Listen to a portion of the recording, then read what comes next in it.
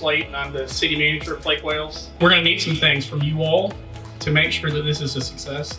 We absolutely have to have your participation. We're just so excited. We were announcing Charrette Week. So this is exactly what we're doing now, and we know that the process works. Your input matters, and we want to hear from you. We want to know what you want for Lake Wales. We're here to help you decide what you do want.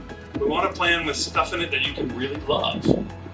That ought to be the goal. We're excited to be here tonight to be starting off a whole week, our hands-on design session tomorrow morning. We'll be rolling out base maps and doing brainstorming in small groups. It's a really great way to come and talk to people and talk about what you would like to see in the future, how you would like to see the city grow, what's your vision for conservation, what the design of streets and neighborhoods should be. Yeah, so Frederick Law Olmsted Jr. was still alive, what would he do? As we're putting the marker to the map, if we think about that question, we'll probably want to start with the green parts. But we'll also realize that your beauty is your economy. In the words of Daniel Burnham, nobody ever created a commodity as valuable as beauty, and nobody ever will.